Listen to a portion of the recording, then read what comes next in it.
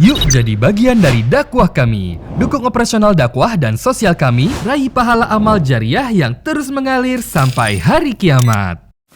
Assalamualaikum warahmatullahi wabarakatuh. Alhamdulillah, wassalatu wassalamu ala rasulillah. Segala puji dan puja kehadirat Allah subhanahu wa ta'ala, juga salawat dan taslim kepada Nabi besar Muhammad sallallahu alaihi wa ala alihi wa sahbihi wasallam.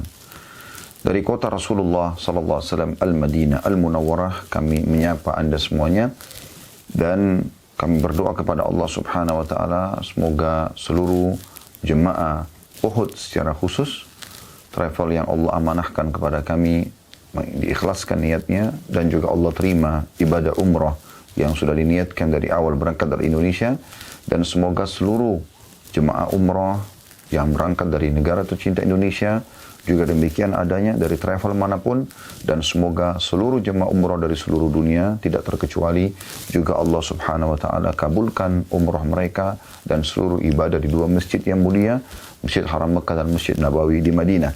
Dan semoga juga seluruh saudara-saudara kita kaum muslimin secara khusus di Indonesia dan umumnya di seluruh wilayah di muka bumi ini yang belum melaksanakan ibadah umrah, semoga Allah subhanahu wa ta'ala memudahkan buat Anda semuanya menginjakkan kaki di dua kota suci ini dan juga melaksanakan ibadah yang mulia ini, tentu dengan ibadah yang diterima dengan pahala yang sempurna pula. Allahumma amin. Baik, pada kesempatan ini teman-teman sekalian, kita akan melanjutkan bedah buku kita tentang masalah ambillah akidahmu. Dan dalam 2 hari ini sudah kita bedah buku ini, dan kita sudah membahas di pertemuan pertama rukun Islam dan rukun iman, dan juga sudah kita membahas ya pada pertemuan selanjutnya. Pertemuan kedua adalah hak Allah atas para hambanya. Dan sekarang kita akan masuk insya Allah ke pembatal tauhid. Sudah kita titik beratkan di 2 pertemuan kita yang lalu bahwasanya mengisahkan Allah subhanahu wa ta'ala adalah kebahagiaan setiap individu muslim. Karena dengan kalimat la ilaha illallah, la ma'buda bihaqqin illallah, tidak ada Tuhan yang berhak disembah, yang berarti tidak ada pemilik, penguasa, raja yang sebenarnya, yang menghidupkan, yang mematikan, dan mengatur seluruh yang ada di langit dan di bumi ini, dari hujan yang turun, pergantian siang malam, serta populasi makhluk, manusia, jin, hewan-hewan, tumbuh-tumbuhan. Demikian pula pengaturan ya, tatanan yang begitu rapi dari pergantian musim, semuanya ini kembali mengerucut kepada satu kata, yaitu la ilaha illallah, la ma'buda bihaqqin illallah. Tiada Tuhan yang berhak disembah kecuali Allah. Dan sudah kita jelaskan pada pertemuan kemarin, saudaraku seiman, 3 juga jenis tauhid. Tauhid rububiyah, yaitu mengisahkan Allah dari sisi ketuhanan, kita tidak boleh meyakini ada Tuhan selain Allah. Tauhid uluhiyah, mengisahkan Allah dari sisi penghambaan atau kita mengabdi kepada Allah, menyembah Allah atau beribadah. Dan juga tauhid asma'us sifat, atau mengisahkan Allah di nama-nama dan sifat-sifatnya tanpa mengubah-ubah maksud dan tujuan daripada nama-nama dan sifat-sifat tersebut. Ini sudah panjang lebar kita jelaskan pada pertemuan yang lalu, dan kita akan masuk sekarang yang membatalkan tauhid tersebut, atau yang mengganggu ketauhidan Anda kepada Allah subhanahu wa ta'ala, yaitu syirik. Dan syirik teman-teman sekalian adalah menyekutukan atau menyamakan, ya, mempartnerkan Allah dengan makhluknya. Dan Allah sama sekali tidak butuh dengan partner. Dan dalam sebuah hadis Bukhari, sudah kami jelaskan kemarin dan kami ingatkan kembali, kata Nabi SAW, Allah subhanahu wa ta'ala berfirman, Ana agna syuraka anisyirk. Aku adalah yang paling berlepas diri, kata Allah subhanahu wa ta'ala, dari para partner-partner, dari sekutu-sekutu tersebut. Man asyraka ma'iyya ghairi taraktuhu wa syirkuh. Dan siapa yang menyekutukan aku dengan sesuatu, maka aku akan meninggalkan dia dengan sekutunya itu. Allah subhanahu wa ta'ala memerintahkan kita agar manja dan hanya bergantung kepadanya saja, dan tidak sama sekali menyembah dan mengabdi kepada selain Allah subhanahu wa ta'ala. Saya ingatkan kembali, ada 2 jalan di muka bumi ini. Jalan yang pertama adalah jalan yang benar, jalannya Allah subhanahu wa ta'ala, yang Anda diciptakan, Anda hidup dan menjalankan, ya, dan juga meninggal di atas kalimat la ilaha illallah. Dan ini adalah jalan yang benar. Juru bicara Allah adalah para nabi dan rasul. Dan yang menyampaikan ya, Apa yang disampaikan oleh Nabi dan Rasul atau juru bicara para Nabi dan Rasul adalah para ulama dan para da'i. Anda menuju ke majelis mereka, duduk bersama mereka, belajar pada mereka, maka Anda akan dipandu ke jalan Allah dan ujung-ujungnya adalah surga. Ini jalan yang benar. Jalan yang kedua adalah, tidak ada jalan yang ketiga tentunya, jalan yang sesat, jalan yang salah. Ini terus kami ingatkan agar Anda berhati-hati. Jalannya iblis, ya, pembangkang dari golongan jin yang sudah Allah gambarkan dan Allah mintakan kita untuk dijadikan sebagai musuh. Ujungnya akan membawa ke neraka, siksaan abadi wa na'udzubillah. Siksaan yang menyakitkan kalaupun Anda cuma sekedar lewat saja, karena Anda adalah orang beriman tapi banyak dosa, misalnya tidak sempat tobat sebelum meninggal. Juru bicaranya adalah dukun, peramal, penyamun, penyihir, dan ya para ahli maksiat. Anda kalau menuju ke mereka, maka akan dipandu ke jalan iblis dan ujung-ujungnya adalah neraka. Tidak ada jalan yang ketiga, hanya dua jalan ini. Anda penentunya. Menuju ke jalan Allah subhanahu wa ta'ala dan itu keselamatan, atau Anda menuju ke jalan iblis, jalan kesesatan dan juga kehancuran. Oleh karena itu teman-teman sekalian, hati-hati, jangan sampai Anda salah pilih jalan. Baik, kita akan masuk teman-teman sekalian ke dosa syirik besar. Kenapa ada istilah besar? Karena memang nanti akan ada pelajaran selanjutnya, syirik kecil. Ada juga menyekutukan Allah yang kecil, ada yang besar. Baik, seperti metode yang kemarin, Syekh Muhammad Jamil Zainu rahimahullah menggunakan metode tanya jawab supaya mudah difahami. Beliau menyebutkan pertanyaan pertama, apakah dosa yang paling besar di sisi Allah subhanahu wa ta'ala? Yang Allah sangat murka dengan kesalahan tersebut. Tanpa menyamakan Allah dengan makhluknya. Tapi kalau Anda kerja di satu perusahaan, kira-kira apa yang paling membuat pemilik perusahaan membenci Anda? Bahkan mengeluarkan Anda seketika. Ya. Banyak pelanggaran-pelanggaran yang di kantor, tapi masih ada yang ditoleransi. Ada pelanggaran yang tidak bisa ditoleransi lagi. Maka itu rasionalnya.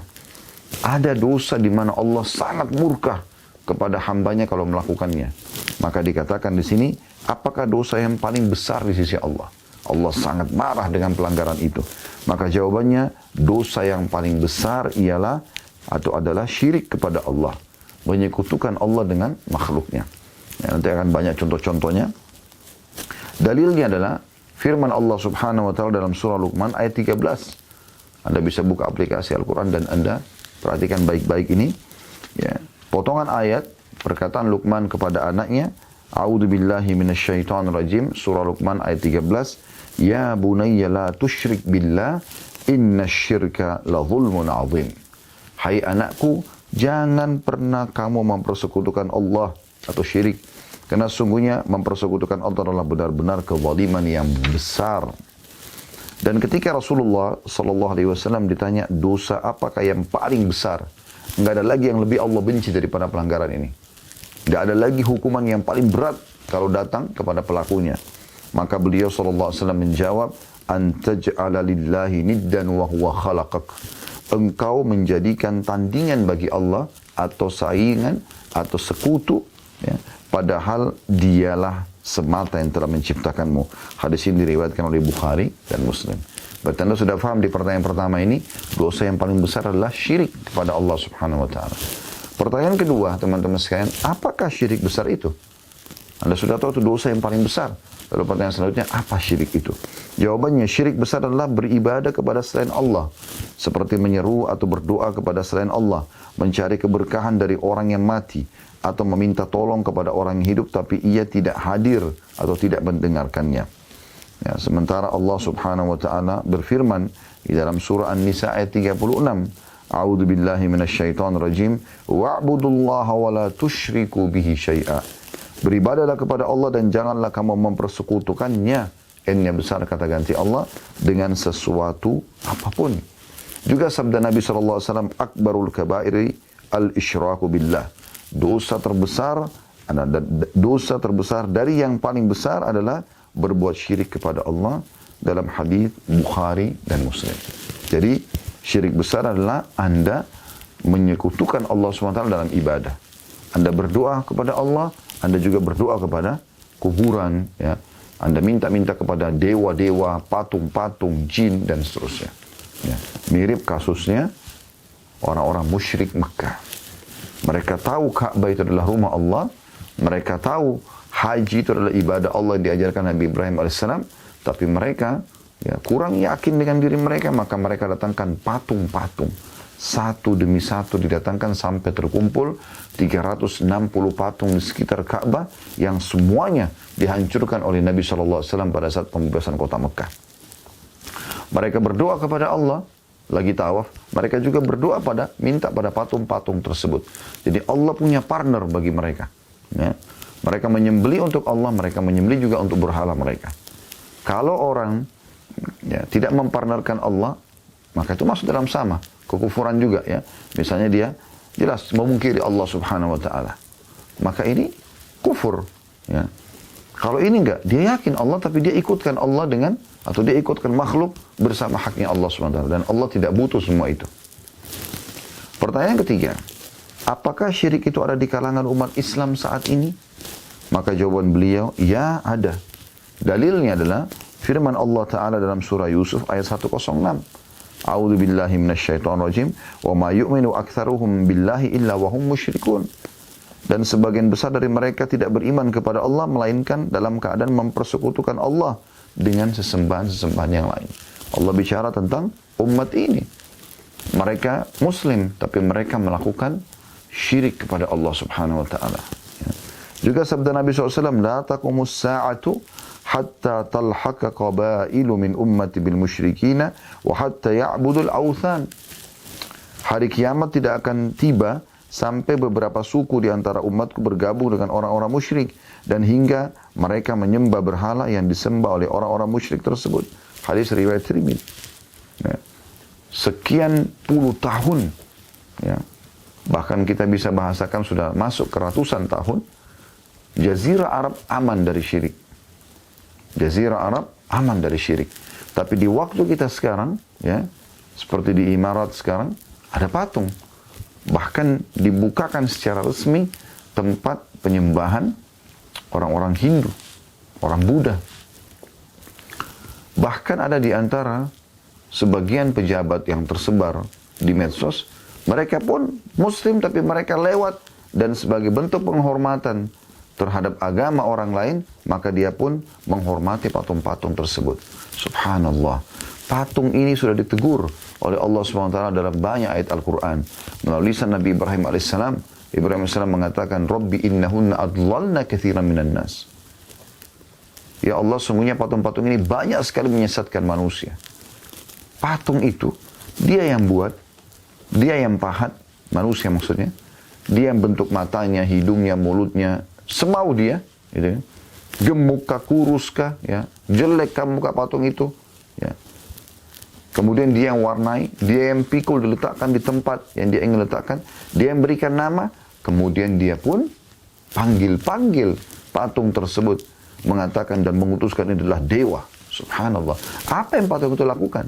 Bahkan kalau patung itu rusak, dia sendiri yang memperbaikinya.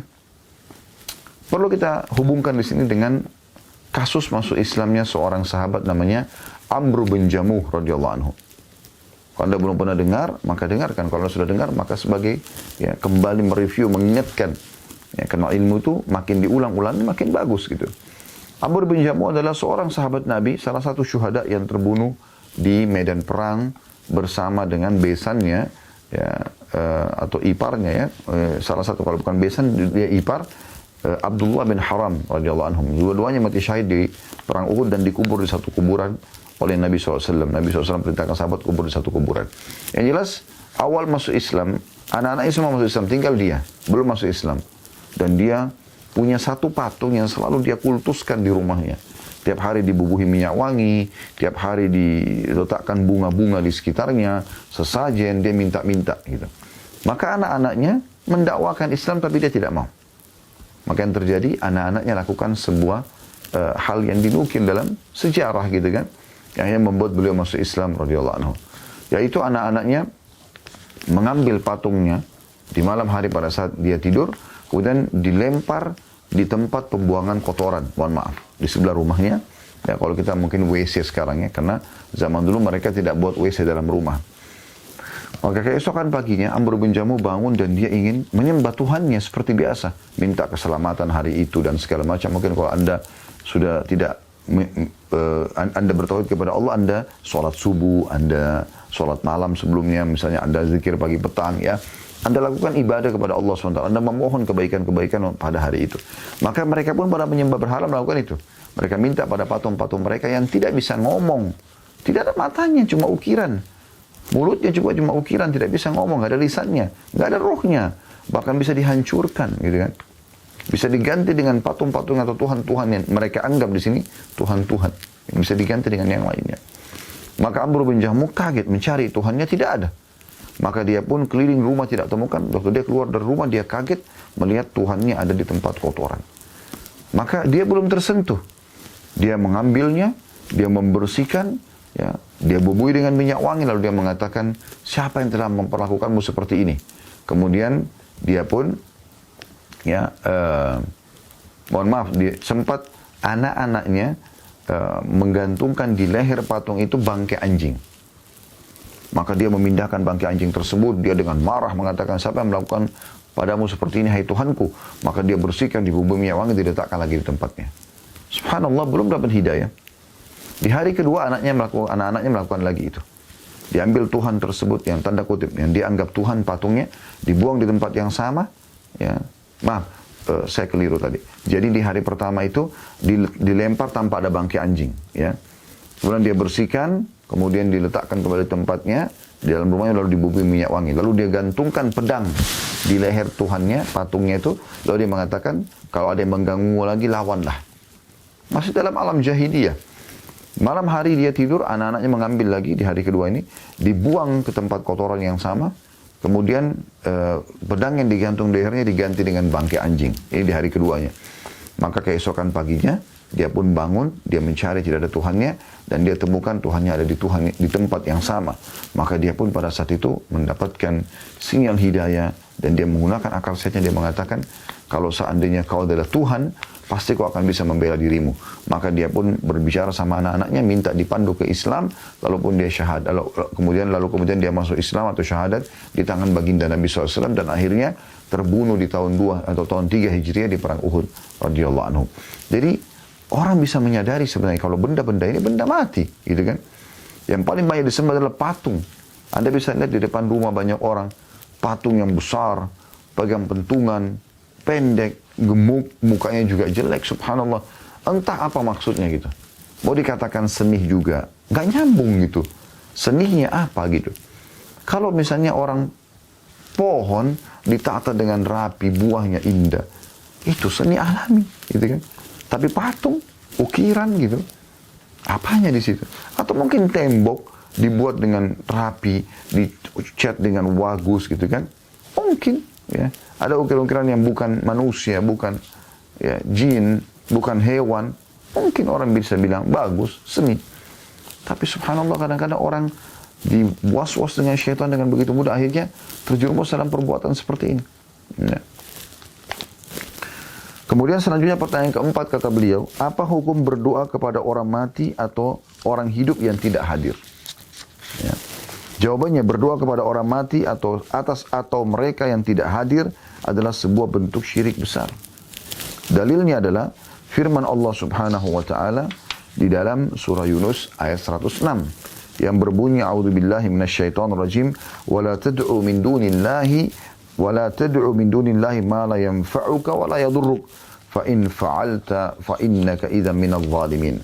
Dan jangan pernah kamu menyembah apa-apa yang tidak memberi manfaat dan tidak pula memberi mudarat kepadamu selain Allah. Patung-patung itu tidak ada manfaatnya sama sekali. Orang mati pun tidak bisa memberikan manfaat. Orang mati itu butuh pada kita yang masih hidup, saudaraku seiman. Bukan kita yang butuh pada mereka. Nabi SAW sudah ajarkan, kalau ke kuburan apa? Salam dan doakan mereka. Bukan kita minta pada mereka. Bukan kita minta pada mereka. Jadi Allah mengatakan, jangan kamu menyembah apa-apa yang tidak memberi manfaat. Gak bisa lagi mereka respon kita. Ya. Sedangkan hidup saja keterbatasan mereka ada dalam memberikan manfaat, apalagi kalau sudah meninggal gitu. Dan tidak pula memberikan mudarat kepadamu selain Allah. Tidak ada mudaratnya. Mereka tidak akan memberikan mudarat kepada kita. Sebab jika kamu berbuat demikian, maka sungguhnya kamu, kalau begitu, termasuk orang-orang yang zalim atau melakukan dosa yang besar. Dan Nabi SAW bersabda, man mata wa huwa yad'u min dunillahi niddan dakhala an-nar. Barang siapa yang mati sementara ia berdoa kepada selain Allah sebagai tandingan bagi Allah atau baginya, maka ia akan masuk neraka. Hadis ini diriwayatkan oleh Bukhari. Lalu bagaimana dengan orang hidup tapi tidak hadir? Misal contoh, ada seseorang yang bernama Fulan, A misalnya, tidak hadir. Dianggap gurunya, lalu dia mengatakan pada saat dia sakit, wahai guruku Fulan, tidak dengar orang itu, tolong sembuhkan saya. Gak ada hubungannya. Apa hubungannya sama sekali? Gak ada hubungannya sama sekali. Kenapa harus manggil makhluk yang tidak bisa dengar dia gitu? Kenapa nggak minta kepada zat yang maha mendengar Allah? Di sini dari kemarin ada hubungannya dengan bahasan kita. Bahasannya ada hubungannya dengan bahasan kita kemarin. Bagaimana memang seseorang harus berpikir dengan akal sehatnya kalau yang dia panggil harusnya Allah Subhanahu wa taala. Dan bagaimana para sahabat, ya, pada saat sendal mereka putus, mereka langsung berdoa kepada Allah. Pertanyaan kelima, apakah berdoa itu termasuk suatu bentuk ibadah? Minta sesuatu, memohon. Ya, doa adalah suatu bentuk ibadah. Sebagaimana Allah berfirman dalam surah Ghafir ayat 60. A'udzu billahi minasyaitonir rajim. Wa qala rabbukum ud'uni astajib lakum. Innal ladzina yastakbiruna an ibadati sayadkhuluna jahannama dakhirin. Dan Rabbmu berfirman, berdoalah kepadaku, niscaya akan kuperkenankan bagimu. Sesungguhnya orang-orang yang menyombongkan diri dari beribadah kepadaku, maksudnya berdoa, ya, akan masuk neraka jahannam dalam keadaan hina dan dina. Dan kata Nabi SAW, ad-du'a huwa ibadah. Doa itu adalah ibadah. Sebagaimana hadis riwayat Ahmad dan Tirmidzi.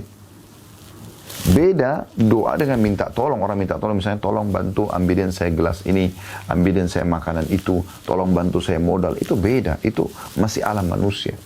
Ya. Tetapi kalau orang masuk pada alam yang haknya Allah SWT. Anda ke dokter, bukan dokter yang menyembuhkan Anda. Semua resep dokter adalah semoga lekas sembuh. Tidak ada pasti sembuh. Nggak ada begitu. Akan dikeroyoki masa dia pada saat dia tidak bisa tidak orang atau pasien tidak sembuh atau dia tidak bisa menyembuhkan. Semua mengatakan semoga lekas sembuh. Karena banyak orang yang tidak langsung sembuh. Bahkan ada yang meninggal walaupun sudah berobat gitu kan. Banyak orang menggunakan jasa dokter-dokter profesional di bidangnya tapi meninggal juga. Percaya ada kekuatan sang pencipta Allah SWT. Dokter, obat hanya perantara penyebab Allah menyembuhkan Anda. Anda kalau berdoa mengatakan, ya Allah, sembuhkan saya. Allah tidak akan lemparkan obat dari langit. Lalu bagaimana? Allah akan pandu Anda ke satu dokter yang pas, dia menulis resep yang pas, lalu Anda sembuh. Itu prosesinya. Ya. Sebagaimana Anda, kalau kehabisan air, kering, ya, kemarau yang panjang misalnya, peceklik, ya, maka Anda mohon kepada Allah SWT. Lalu sebabnya adalah Allah turunkan hujan dari langit, gitu kan? Jadi Allah memang sudah menciptakan ada sebuah sistem yang kita tidak bisa keluar dari sistem itu. Kita walaupun mohon ya Allah datangkan malam, maka tetap mengikuti sistem. Anda sekarang di pagi hari, nanti akan datang malam hari itu, dan seterusnya. Ya. Jadi tidak boleh dialihkan doa kepada selain Allah Subhanahu wa Ta'ala. Berapa banyak orang minta-minta begitu, minta pada patung, minta pada kuburan, ya.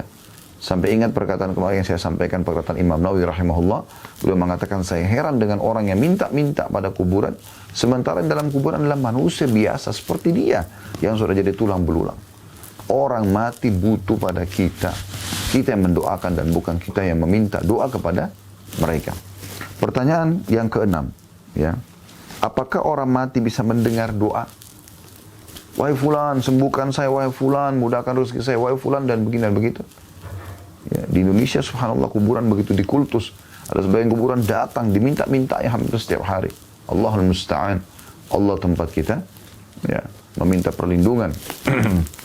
Sementara jawabannya tidak. Mereka tidak bisa mendengar doa-doa kita. Mereka tidak mendengarnya. Sebagaimana Allah SWT berfirman dalam surah An-Naml ayat 80. Anda buka ini di aplikasi Al-Quran Anda. Perhatikan baik-baik An-Naml ayat 80. A'udzu billahi minasyaitonir rajim. Innaka la tusmi'ul mauta. Sesungguhnya kamu tidak dapat menjadikan orang-orang yang mati mendengar. Demikian juga firman Allah SWT dalam surah Fatir ayat 22. Wa ma a'udzu billahi minasyaitonir rajim. Wa ma anta bimusmi'in man fil qubur. Dan kamu sekali-kali tidak sanggup menjadikan orang yang dalam kubur dapat mendengar. Mereka nggak bisa mendengar kita lagi. Hadis Nabi SAW tentang masalah orang meninggal mendengar itu hanya awal pada saat jenazahnya dimasukkan kuburan. 3 langkah pengantarnya berjalan pulang, dia masih mendengar 3 langkah itu saja. Selebihnya dia sudah tidak mendengar lagi. Dia sudah berada di alam yang berbeda, alam barzah. Bagaimana Anda bisa minta-minta pada mereka? Kenapa enggak minta kepada yang menciptakan dia, yang menciptakan tanah kuburan itu dan batu nisannya, serta menciptakan langit dan bumi ini? Kita masuk ke judul baru, berbagai macam syirik besar. Jadi masih bahasan yang sama, tapi ini ragamnya. Pertanyaan ke-7, bolehkah kita meminta bantuan atau mencari berkah dari mereka yang telah mati atau mereka yang tidak hadir atau gaib? Jawabannya tidak boleh. Kita tidak boleh melakukannya karena Allah SWT berfirman dalam surah An-Nahl ayat 20-21. A'udzu billahi minasyaitonir rajim. Walladzina yad'una min dunillahi la yakhluquna syai'an wa hum yukhlaqun. Amwatun ghairu ahya wa ma yash'uruna ayyana yub'atsun. Buka An-Nahl ayat 20-21 supaya Anda tahu dalilnya. Dan berhala-berhala yang mereka seru selain Allah tidak dapat membuat sesuatu apapun. Maksud dalam istilah berhala di sini maksudnya semua yang mereka panggil selain Allah, diistilahkan dengan berhala. Mereka tidak dapat memberikan, dan berhala-berhala atau sesuatu yang mereka seru selain Allah tidak dapat memberi sesuatu apapun. Sedangkan mereka berhala-berhala itu sendiri dibuat oleh orang. Ini perkataan Allah. Berhala-berhala itu benda mati, tidak hidup, dan berhala-berhala tidak mengetahui bilakah penyembah-penyembahnya akan dibangkitkan. Tidak ada sama sekali mereka ketahui apa-apa. Allah Ta'ala juga berfirman dalam surah Al-Anfal ayat 9. Jadi kalau Anda mengatakan itu kan berhala-berhala Ustaz, itu terjemahannya ya. Tapi kalau kita baca secara letter-let Al-Qur'annya, walladzina yad'una min dunillah, dan semua yang mereka seru selain Allah. Ini sebenarnya terjemahan tepatnya. Walladzina yad'una min dunillah la yakhluquna syai'a. Yang mereka seru semuanya selain Allah, mereka tidak bisa menciptakan apapun. Wahum yukhlaqun. Mereka sendiri sebenarnya diciptakan atau dibuat. Ya. Juga dalam firman Allah SWT dalam surah Al-Anfal ayat 9. Idh tastaghithuna rabbakum fastajaba lakum. Ingatlah ini tentang kisah Badr, perang Badr ya. Ketika kamu memohon pertolongan kepada Rabbmu, lalu diperkenankannya bagimu. Jadi Allah yang perkenankan, bukan orang mati.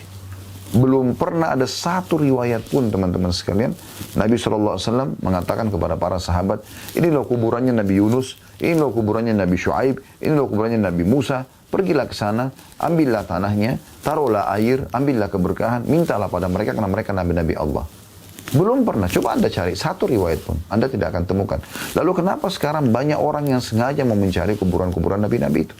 Subhanallah, kami pernah ke Palestina dan mayoritas yang mereka anggap kuburan Nabi ini ada di sana. Ya, dinisbatkan di sana. Nabi Sulaiman, Nabi Daud, Nabi Yunus. Ya. Dan itu ternyata subhanallah mereka istilahkan dengan maqam. Itu cuma prasasti, bukan kuburan. Saya tanya sendiri para penjaga tempat-tempat itu. Ya. Apakah ini memang ada kuburannya? Ada jenazah dalamnya? Ada kita masjid Nabi Yunus, makam Nabi Yunus, banyak bus-bus datang ke sana. Pada saat saya tanya, mereka bilang tidak, nggak ada. Ini cuma prasasti saja. Lalu untuk apa dibuat gitu? Dibuat rekayasa kuburan tersebut dengan ukuran yang besar, dengan batu nisan yang besar, dengan kain yang warna hijau dengan tulisan berbagai macam. Ya. Dan pada saat dibuka orang dibiarkan minta-minta. Sudah jelas kebohongan ini. Ya. Bagaimana bisa gitu? Ya. Sampai kami di Uhud Tour pun buat program, kalau kami umrah plus Aqsa, kami tidak lagi mendatangi makam-makam itu. Di awal dulu pernah mendatangi untuk saya cari tahu dulu. Setelah itu sudah tidak ada lagi. Karena memang orang Palestina sendiri, penduduk setempat pun mengatakan, ini tidak ada jenazahnya di dalam. Ini cuma prasasti. Gitu. Dan Nabi Muhammad SAW sendiri tidak pernah memerintahkan satu kali pun. Sampai pernah beliau waktu ditanya tentang kuburan Nabi Musa, beliau cuma mengatakan, di dekat Masjid Aqsa, ya, ukuran lemparan batu. Beliau tidak tentukan. Beliau mengatakan kalau seandainya saya ada di sana, saya tunjukkan kepada kalian. Tapi Nabi kan bisa saja perintahkan, ada kuburan Nabi Musa ya, ini, di sini, pergilah, ambillah, lakukanlah. Tidak ada sama sekali. Itu para nabi-nabi. Begitu juga apa yang terpraktekkan dalam kehidupan setelah beliau meninggal sallallahu alaihi wasallam. Kemarin kami sudah jelaskan, Semua nabi-nabi kalau meninggal dikubur di tempat mereka meninggal.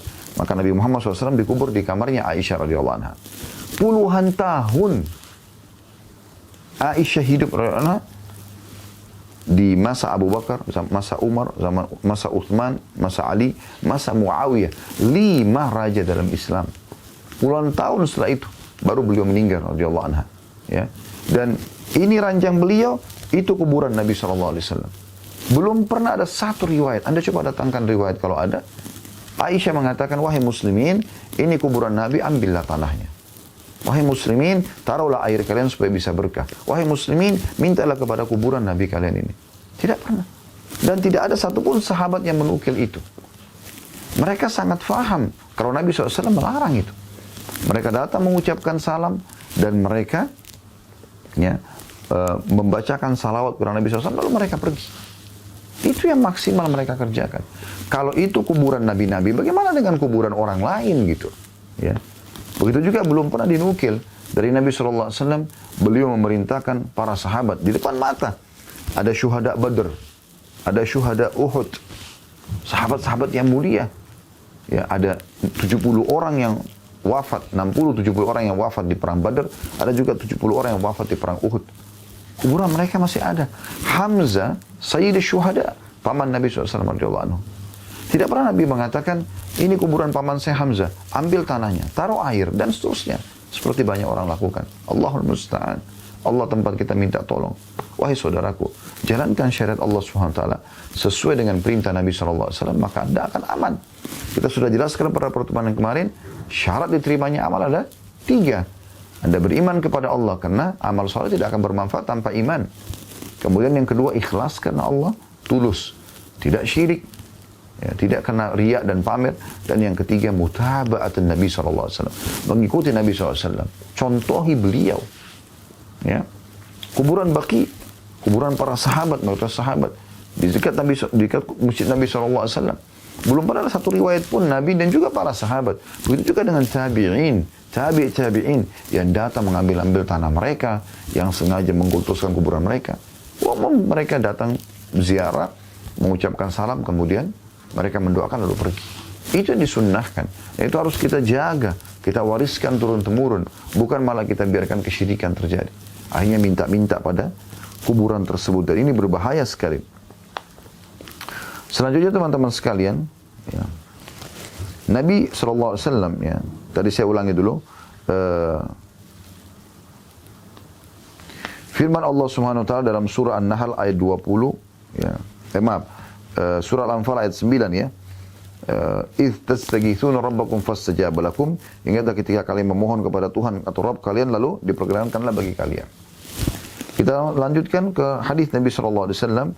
Masih pertanyaan ke-7, bolehkah kita meminta bantuan atau mencari berkah dari mereka yang mati dan atau mereka yang tidak hadir atau gaib, ya, pada jin, manusia yang tidak ada di depan kita, lalu kita panggil gitu kan. Ya Hayyu ya Qayyum, kata Nabi SAW dalam hadis. Ya Hayyu ya Qayyum birahmatika astaghith. Wahai zat yang maha hidup dan wahai zat yang berdiri sendiri, dengan rahmatmu aku memohon pertolongan kepadamu. Hadis ini diriwayatkan oleh Tirmidzi dan dihasankan oleh Syekh Albani gitu. Pertanyaan ke-8, apakah diperbolehkan memohon pertolongan kepada selain Allah? Pertanyaannya, jawabannya tidak. Hal itu tidak diperbolehkan. Dalilnya adalah firman Allah Subhanahu wa taala dalam surah Al-Fatihah ayat 5. A'udzu billahi minasyaitonir rajim.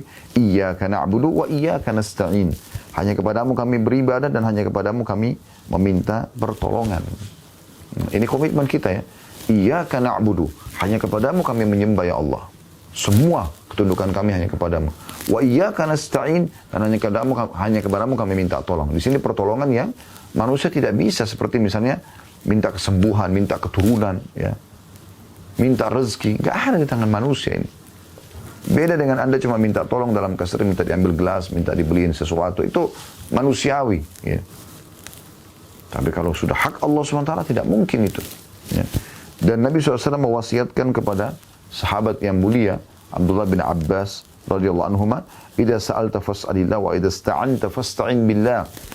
Bila kamu meminta, hanya mintalah kepada Allah, dan bila kamu minta pertolongan, maka mintalah pertolongan kepada Allah saja. Hadis ini hasan sahih, diriwayatkan oleh Tirmidzi. Ya, ini sudah pernah kami sampaikan di beberapa pengajian yang lain contoh ini, tapi saya ingatkan kembali. Dinukil ada seorang salafus saleh dari kalangan dulu yang generasi awal tabi'in. Dia miskin, kehidupannya dalam keseharian dia hanya mengandalkan pendapatan harian. Ya. Maka satu waktu dia pulang ke rumah di malam hari, seperti biasa istri anak sudah menunggu, mungkin ada rezeki hari itu yang mereka bisa makan. Lalu dia tidak bawa apa-apa. Kata istrinya, mana hari ini bekal kita? Kata dia, seharian saya cari, pekerjaan tidak dapat. Tidak ada gitu. Maka istrinya bilang, tapi saya sama anak-anak belum makan sama sekali. Kata dia, baiklah saya coba ikhtiar habis ini. Tapi sudah malam ini. Ya. Sekarang kita sudah di atas jam 10-11 malam dia pulang ke rumah. Dari pagi belum makan. Gitu. Maka dia bilang, saya keluar dari rumah, saya tidak tahu harus kemana. Di malam hari zaman dulu bukan kayak kita sekarang. Sekarang mungkin masih ada warung-warung kopi di pinggir jalan yang buka ya. Bahkan ada yang buka sampai subuh, Masya Allah di sebagian tempat. Mungkin dia bisa melamar kerja di situ, buat teh, kopi, misal. Nggak ada sama sekali itu. Orang zaman dulu tuh kalau sudah menjelang maghrib, udah semua pasar tutup. Ya, karena gelap. Mereka cuma andalin obor di zaman itu. Ringkas cerita dia keluar, dia sudah tidak tahu harus kemana. Dia lihat ada masjid dekat rumahnya, dia ke masjid tersebut. Lalu kemudian dia wudhu, dia sholat. Dia mohon kepada Allah subhanahu wa ta'ala agar diberikan rezeki. Dia kembali kepada Allah. Subhanallah, di malam itu, raja penguasa wilayah itu gelisah. Nggak bisa tidur. Dia sempat tidur sejenak, mimpi tentang kematian, tentang alam barzah, tentang neraka. Dia ketakutan. Lalu dia kaget bangun, lalu dia segera mengambil beberapa kantong harta dia, dinar emas, untuk dia sedekahkan. Lalu dia bilang, pada malam ini ya Allah, aku akan sedekah menebus dosa-dosaku yang lalu. Tolong mudahkan aku untuk bersedekah. Dan sebagai bentuk kepatuhan padamu, aku akan keluar tanpa pengawal. Dan juga ya, aku akan biarkan tali kekangan kuda ini jalan. Kemudian tadi kudanya tersebut jalan. Ini ringkas ceritanya seperti itu. Kuda itu subhanallah mampir di masjid yang ada tadi orang miskin. Lalu dia lihat, kenapa kuda ini mampir di masjid? Dia turun, kemudian dia masuk dalam masjid. Dia dengar ada suara orang sedang mengeluh, menangis, memohon kepada Allah. Sudah dekatkan, dia dengar permasalahannya. Ya Allah, sesungguhnya sudah seharian anak istriku tidak makan. Aku tidak tahu lagi harus kemana. La haula wa la quwata illa billah. Tidak ada dan kekuatan kecuali milik Allah. Bantulah aku ya Allah. Dia mohon terus kepada Allah subhanahu wa ta'ala. Namun, ya, tidak ada, dia masih menunggu gitu. Ya. Maka orang yang raja ini mendengar. Dia biarkan orang tersebut yang berdoa sampai selesai dengan doanya. Setelah selesai, maka si raja ini mengatakan, saya sudah dengarkan doa kamu. Dan saya adalah salah satu penguasa, saya penguasa di wilayah ini. Saya raja. Dan saya ingin bersedekah. Saya mohon kepada Allah agar ditunjukkan orang yang paling tepat, dan kuda saya terarah ke masjid ini dan saya temukan kamu. Maka ambillah kantong-kantong dinar ini. Dan perlu kamu tahu, sebagai bentuk sedekah karena Allah, dan perlu kamu tahu kalau kamu butuh apa-apa, karena Allah pandu saya bertemu dengan kamu, setiap saat kamu bisa minta. Maka orang miskin ini karena punya keimanan dan ilmu, perhatikan apa yang dia bilang. Dan ini dinukil, ya turun-temurun kisah ini yang luar biasa gitu. Dia mengatakan, kalaupun saya punya hajat wahai Tuhan, maka saya akan minta bukan kepada Anda, tapi kepada Allah yang telah mengutus Anda datang kepada saya. Ini ibrah, pelajaran yang sangat mahal teman-teman sekalian. Minta kepada Allah, Allah akan gerakkan makhluknya untuk memenuhi hajat Anda. Ya. Tapi kalau Anda minta pada makhluk, Allah akan biarkan Anda dengan makhluk tersebut. Jadi makanya sebelum ke dokter, mohon dulu kepada Allah. Agar Allah berikan kesembuhan. Nanti Allah mudahkan dokter tersebut cocok buat Anda dalam memeriksa, diagnosa penyakit Anda. Dan juga resep yang diberikan akan mudah menjadi penyebab Anda sembuh. Tapi bukan teman-teman sebaliknya seperti sebagian orang. Dia ke dokter, semua pada tidak mentok, sudah tidak bisa lagi menyembuhkan dia. Lalu kemudian dia baru sholat tahajud.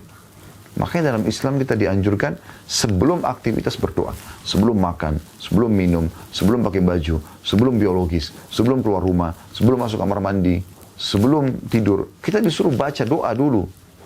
Sesudahnya ada lagi doa untuk kita bersyukur kepada Allah SWT. Jadi kita sebelum aktivitas, kita libatkan dulu Allah subhanahu wa ta'ala dalam kehidupan kita. Pertanyaan ke-9, bolehkah kita minta pertolongan kepada orang yang hidup? Jawabannya iya. Kita dibolehkan meminta pertolongan dari mereka yang hidup dalam hal-hal yang mereka mampu melakukannya, yang manusiawi. ya, minta tolong diambilin baju, minta tolong diberikan pekerjaan, minta tolong dicarikan jodoh, itu tidak ada masalah. Sesuai dengan firman Allah SWT dalam surah Al-Maidah ayat 2, A'udzu billahi minasyaitonir rajim, potongan ayat ini ya, wa ta'awanu 'alal birri wat taqwa. Saling dukung-mendukung, saling tolong-menolonglah dalam mengerjakan kebajikan dan ketakwaan. Juga Nabi SAW bersabda, Wallahu fi auni al-abdi ma kana al-abdu fi auni akhi. Allah senantiasa menolong seorang hamba selama hamba tersebut menolong saudaranya, dalam hadis riwayat Muslim. Tapi ingat, ini pada hal-hal yang umum Allah izinkan. Tapi kalau sudah hak Allah, sembuhkan penyakit, minta rezeki, minta keturunan, ya, ini tidak boleh kepada makhluk, hanya minta kepada Allah Subhanahu wa taala. Tadi juga tidak boleh selain minta panggil-panggil orang mati, Anda juga minta jemput nama orang tidak ada di tempat Anda. Ya. Ada sebut-sebut panggil. Ini semua tidak dibolehkan. Pertanyaan ke-10, apakah diperbolehkan bernazar kepada selain Allah? Anda sudah tahu nazar ya.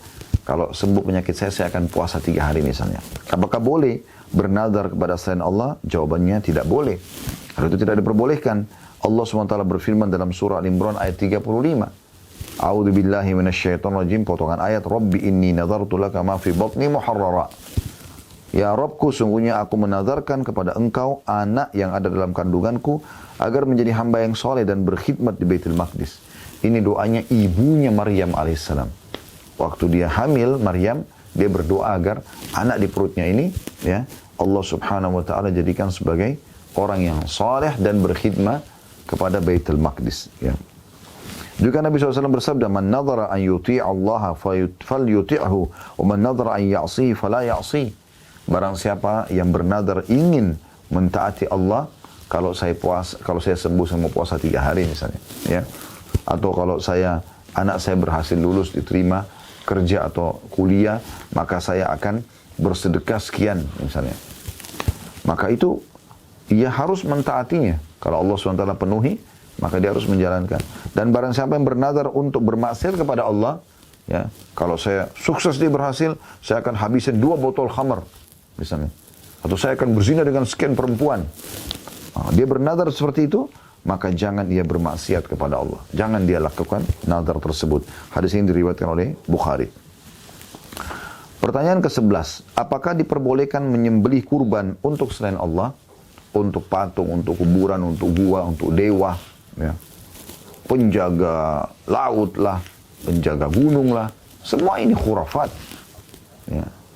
Yang benar adalah Allah SWT pemiliknya dan pengawasnya. Serta Allah menugaskan para malaikat. Anda baca surah nomor 77 dan 79 di awal-awal surah. Bagaimana Allah gambarkan tentang malaikat-malaikat dan tugas-tugasnya. Itu pun iman Anda yang kedua. Yang merawat lautan tersebut dan segala macam. Ya, ombaknya, ketenangan airnya kalau lagi tidak ada ombak, jumlah populasi hewan dalamnya, kedalamannya, batu-batunya, pasirnya, semua malaikat yang jalankan perawatan terhadap di muka bumi ini. Lautannya, daratannya, ya, udaranya sampai di langit. Allah Subhanahu wa taala tugaskan mereka. Tidak ada dewa-dewa itu, gitu kan. Ini bahaya sekali, itu penjaga. Maka makin jadi jin-jin itu mengganggu mereka. Sebagaimana dinukil sebab turunnya surah jin karena sebagian orang-orang Arab jahiliyah dulu dari Quraisy, mereka kalau mengadakan perjalanan keluar dari Mekah, maka mereka kalau mampir di sebuah lembah sengaja pemimpin kafilah itu mendatangi setiap anggota kafilahnya mengatakan mana yang akan kau sumbangkan. Maka dimintalah, ada yang ambil, ada yang nyumbang kurma, ada yang keju, ada yang roti gandum dan segala macam. Setelah itu, ya, dia pergi ke tengah-tengah lembah lalu dia mengatakan apa? Wahai penjaga lembah, jangan ganggu kami. Penjaga lembah yang dia masukkan ini syaitan, jin, dia panggil. Malaikat tidak perlu dipanggil. Dan mereka malaikat yang mengurus padang pasir tersebut, gunung-gunung tersebut, semuanya itu malaikat yang jaga. Bukan kalau Nabi SAW ditolak dakwanya di kota Taif, Nabi SAW mengatakan datang Jibril, aku mendengar suara dari langit dan Jibril datang dan bersamanya satu malaikat lagi. Kata Jibril, hai Muhammad, Allah telah mendengar doamu. Ya. Dan pada saat ditolak oleh orang Mekah, orang Taif, beliau mengeluh kepada Allah bagaimana ini kira-kira solusinya gitu. Ya. Maka Jibril mengatakan, hai Muhammad, ini ada malaikat yang khusus mengurus gunung-gunung di muka bumi ini. Dia memang yang bertugas. Kalau seandainya engkau mau, perintahkan saja sama dia. Maka gunung-gunung di antara dua kota ini, Mekah sama Taif, semua disatukan, hancur kedua kota ini. Dan dakwamu menyebar. Atau kau bersabar, dakwamu juga akan menyebar. Maka kata Nabi SAW, aku bersabar. Semoga dari keturunan mereka, lahir orang-orang yang beriman kepada Allah. Gitu kan? Maka lahir benar. Dari Abu Jahal ada Ikrimah. Dari Al-As bin Wa'il, lahir Amr bin As. Gitu kan? Dari Al-Walid Ibn Mughirah lahir Khalid bin Walid. Orang-orang yang anak-anaknya hanya beriman kepada Allah SWT. Dari Umayyah bin Khalaf lahir Safwan yang masuk Islam. Begitu juga di kota Taif keluar seorang perawi hadis yang masyhur, Abu Hurairah radhiyallahu anhu. Namanya Abdurrahman bin Sakhar. Tidak ada yang muslimin tidak kenal nama ini. Karena perawi hadis paling banyak dari kalangan sahabat, baik laki-laki ataupun perempuan gitu kan. Nah, ini orang yang luar biasa. Maka seperti itu. Kita kembali ke riwayat tadi. Maka yang terjadi, Allah SWT mengatakan pada saat pemimpin kafilah itu mengatakan, ini wahai penjaga lembah, ya, inilah setengah bekal kami. Allah mengatakan, fazaduhum rahaqa. Maka syaitan yang ada di sekitar lembah itu makin mengerjai mereka. Jin-jin ini di bawah manusia, teman-teman sekalian. Terbukti, ya, walaupun sama-sama kita ditugaskan ibadah. Semua nabi dan rasul dari 120.000 nabi, diantaranya 313 rasul yang wajib kita imani dan kita ketahui namanya adalah 25 nabi dan rasul. Tidak ada satupun dari jin. Nabi Muhammad SAW tidak pernah pakai jasa mereka, walaupun jin muslim. Dari mana hujah Anda mengatakan, oh boleh orang punya khadam dari jin muslim? Subhanallah. Ada nggak contoh dari manusia terbaik, ya, Nabi Muhammad SAW. Pernah Anda dengar riwayat Nabi mengatakan ini khadam saya bernama Fulan. Maka kalian semua harus punya khadam dari jin. Anda pernah dengar khadamnya Abu Bakar, Umar, Uthman, Ali, Talha, Zubair, ya, Sa'ad bin Abi Waqqas, Sa'id bin Zaid, Abdurrahman bin Auf, Abu Ubaidah bin Jarrah, 10 orang dijamin masuk surga. Pernah Anda dengar khadamnya istri-istri Nabi yang mulia, Aisyah, Hafsah, Sofiyah, ya, Ummu Salamah, Zainab, ya, Juwairiyah. Ya. Anda pernah dengar mereka punya khadam? Manusia-manusia mulia semua ini. Anda pernah dengar khadamnya para sahabiat Nabi? Nusaybah binti Ka'ab, ya, Sofiyah binti Abdul Muttalib, dan banyak yang lainnya. Ummu Sulaim radhiyallahu anhunna ajma'in. Nggak akan Anda dengar. Lalu bagaimana Anda bisa mengatakan, oh nggak apa-apa, ini kan jin muslim. Loh, subhanallah. Apa Anda lebih baik daripada Nabi dan juga para sahabat? Pernah nggak Anda dengar riwayat Nabi mengatakan, ini loh, jin-jin saudara kalian dari jin yang membantu kita di perang Badr, di perang Uhud, di perang Khandaq atau Ahzab, di perang Fath Makkah, pembebasan kota Makkah, di perang Tabuk, perang Hunain, nggak akan. Bani Mustalik, perang Khaybar. Pernah Anda dengarkan? Coba Anda cari dalam buku-buku sirah. Anda tidak akan temukan itu, teman-teman sekalian. Lalu dari mana orang-orang ini berhujjah gitu? Subhanallah. Kenapa harus membuat sesuatu yang baru dalam agama ini?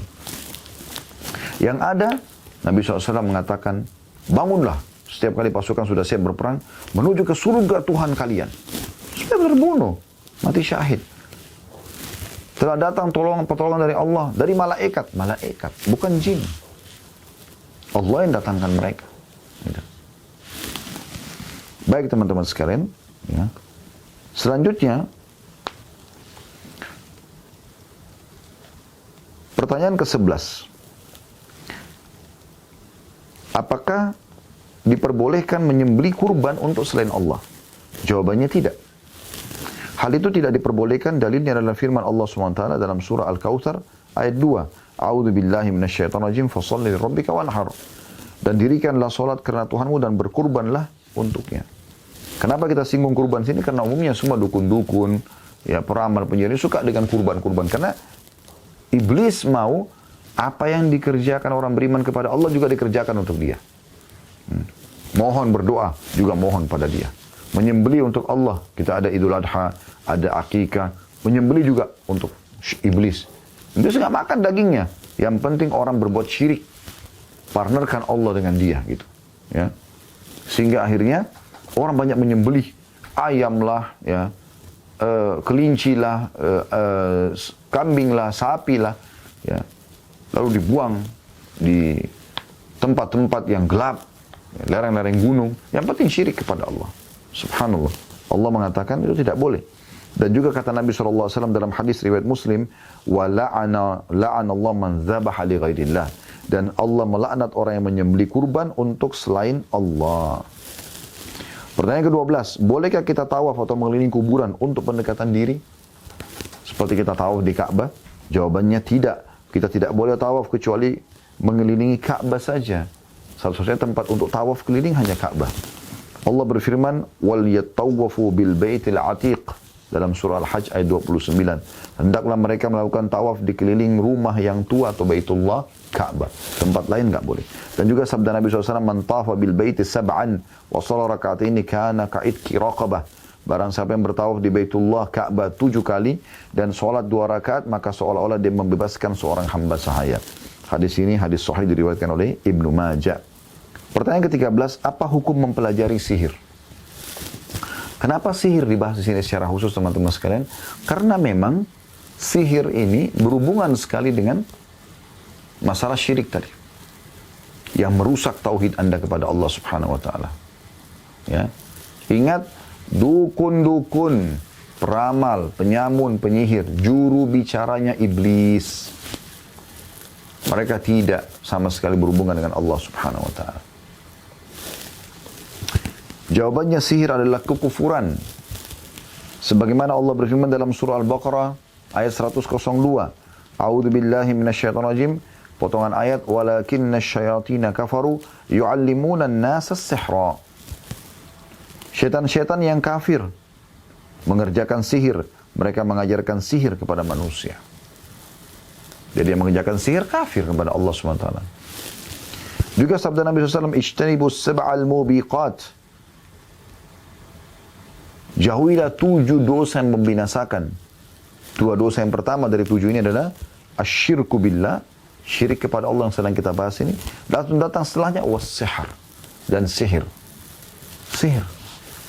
Teman-teman sekalian, kalau Anda mau membuat istri Anda, suami Anda suka sama Anda, atasan Anda suka dengan Anda, bukan dengan sihir. Bukan dengan sihir. Tapi dengan cara manusiawi. Tidak usah lintas alam. Saya kalau senyum dengan istri saya, ramah, mulut saya santun, tatapan mata saya syahdu, jaman tangan saya ramah, ya. Saya juga royal memberikan apa yang Allah amanahkan, harta misalnya, kebutuhan semampu saya. Ya. Maka istri saya akan suka sama saya. Anda sebagai istri, alam Anda manusia adalah Anda senyum, Anda tatapan mata syahdu, Anda penuhi kebutuhannya, layani biologisnya, dan depan dia, hibur dia, penuhi kebutuhannya karena Allah. Dia kan suka sama Anda. Anda masak masakan yang dia suka misalnya. Dia kan suka sama Anda. Jadi nggak perlu bawa foto pasangan ke dukun. Nggak perlu. Lintas alam, minta bantuan jin untuk membuat pasangan suka. Kenapa ini? Ini syirik kepada Allah SWT. Nggak boleh. Ya. Dosa besar. Kenapa harus lintas alam? Nabi SAW sudah ingatkan. Siapa yang mendatangi dukun, peramal, penyamun, penyihir, bertanya, belum percaya. Tidak diterima sholatnya 40 hari. Ke belakang loh ya, yang sudah kita kerjakan 40 hari. Bukan yang akan Anda kerjakan. Hadis yang lain, siapa yang mendatangi dukun, peramal, penyamun, penyihir, bertanya dan percaya, maka dia telah kufur kepada apa yang diturunkan kepada Muhammad SAW. Tak boleh sama sekali. Pernah ada dengar riwayat Nabi pergi ke dukun minta-minta? Kan beliau suruh orang kita. Pernahkah Anda dapat nukilan bahwasanya ada sahabat yang jadi dukun? Atau pergi ke dukun? Yang ada justru dari surat Umar bin Khattab radhiyallahu anhu 1 tahun sebelum beliau meninggal, ya, kepada gubernur-gubernur wilayah yang berkuasa di wilayah beliau, di antaranya Bajalah bin Abdah rahimahullah, seorang ulama tabi'in, mengatakan telah datang suratnya Umar bin Khattab setahun sebelum beliau meninggal, ya, setahun atau 3 tahun ya, saya lupa di sini, tapi setahun ya kurang lebih, agar kami membunuh semua dukun-dukun, dan kami membunuh setelah surat itu datang 5 dukun. Hukum mati. Karena Nabi SAW bilang, haddus sahiru darbatun bisayf. Hukuman para penyihir dipenggal lehernya. Karena mereka buat kerusakan. Anda ke dukun, tempatnya remang-remang gelap, dan segala macam, minta syarat ini, syarat itu. Kalau Anda datang kepada syaratnya aneh-aneh, darah hewan lah, foto lah, pakaian bekas lah, inilah, itulah, untuk apa semua ini? Tidak boleh. Ya. Nabi Musa AS diperintahkan oleh Allah SWT untuk menghancurkan dan melawan mereka. Kenapa Anda justru datang kepada mereka? Kalau Anda datang kepada ulama, pada kiai yang benar-benar kembali kepada Al-Quran dan Sunnah, Anda akan dipandu. Tobatlah kepada Allah. Salat taubat bisa, istighfar kepada Allah. Mulai sekarang beramal saleh, tinggalkan dosa-dosa. Selesai. Sederhana kok agama itu. Sederhana. Jangan dibuat rumit. Rumitnya ini karena orang banyak membuat-buat yang sebenarnya tidak pernah ada. Tidak pernah ada. Ya. Dan uniknya, dukun-dukun ini subhanallah, di tempat yang mayoritas muslim, mereka berpenampilan seperti orang muslim. Pakai kopiah, bahkan agamanya Islam. Tapi dukun, subhanallah. Sama sekali tidak dibenarkan ini. Sikap seperti ini. Salah dalam Islam. Ya. Kemudian pertanyaan ke-14. Bolehkah kita mempercayai pernyataan dari A'raf? Ya. A'raf adalah orang yang mengaku memiliki pengetahuan tentang gaib. Dipanggillah, meramal inilah, meramal itulah. Ya. Dan subhanallah, kembali kepada kasus yang mirip lagi. Mereka jual lagi buhul-buhul. Boneka kecil, telur, ya, yang bahasanya ini diulirkan di badan bisa ada ini dan itu. Yang tidak masuk akal, akhi dan ukhti. Telur, goreng, enak dimakan. Kenapa harus dilakukan seperti ini? Jangan keluar dari alur pikiran yang normal gitu. Ini bahaya sekali. Boneka diisi dengan jin, lalu ditaruh di kamar. Apa bedanya Anda dengan Amr bin Jamuh tadi sebelum masuk Islam? Apa bedanya Anda dengan orang-orang jahiliyah dulu, sebelum Nabi SAW datang? Nabi memerangi semua itu. Anda tahu pada saat Nabi SAW masuk di kota Mekah dan membebaskan kota Mekah dari kekufuran, beliau menghancurkan patung-patung, orang-orang kafir Quraisy gemetaran karena mereka kultus patung itu luar biasa gitu. Sebagai punya sesuatu yang punya kekuatan. Ya, sampai mereka punya patung besar namanya Hubal, mereka kalau lewat tidak berani lihat mukanya. Padahal patung itu patung besar, dirantai-rantai badannya supaya tidak dicuri. Tuhannya mereka takut dicuri. Nabi SAW datang dengan mukjizat Allah SWT, tongkat beliau begitu menyentuh patung hancur. Menyentuh patung hancur. Beliau tidak hancurin dengan tongkatnya, cuma disentuh hancur. Dan beliau biarkan semua hancur, 359 tinggal yang satu Hubal yang paling besar. Nabi SAW kemudian mendekati patung Hubal, dan orang Mekah semua membelalak matanya pada saat itu. Karena ini Tuhan mereka yang paling besar, yang mereka paling takuti. Yang dirantai seluruh tubuhnya. Besar sekali. Untuk menghancurkannya luar biasa. Nah, mungkin kalau zaman sekarang pun harus pakai ya, alat-alat berat. Tapi Nabi SAW memegang tongkat beliau sebagai mukjizat dari Allah SWT. Mencolok mata Hubal. Sambil membaca firman Allah SWT. Wa qul ja'al haqq wa zahaqal batil. Innal batila kana zahuqa. Katakanlah kebenaran telah datang dan kebatilan kalah. Gitu. Dan sungguhnya kebatilan itu pasti akan hilang. Maka Hubal jatuh hancur menjadi beberapa kepingan. Lalu sahabat datang melanjutkan penghancuran patung-patung tersebut. Setelah itu bersih Mekah dari patung. Dan sampai hari ini, dan sampai menjelang hari kiamat, tidak akan pernah insya Allah kembali patung-patung tersebut. Kenapa Anda sekarang pergi ke dukun-dukun tersebut, lalu kemudian beli boneka dari dia, sekian harganya, atau patung kecil, atau apalah gitu. Saya berapa kali melihat itu ya, di kotak patung itu, rambutnya panjang, matanya belalak, inilah, oh ini penjaga harta, ini penjaga rumah, ini penjaga ini. La haula wa la quwata illa billah. Penjagamu adalah Allah, wahai muslim, wahai muslimah. Penjagamu ada malaikat yang menjagamu tidak akan berpisah denganmu, kata Nabi SAW. Malaikat bergiliran menjaga kalian di setiap pagi dan sore, subuh sampai asar, asar jaga lagi sampai subuh besok, begitu terus. Dalam sebuah hadis sahih riwayat Bukhari.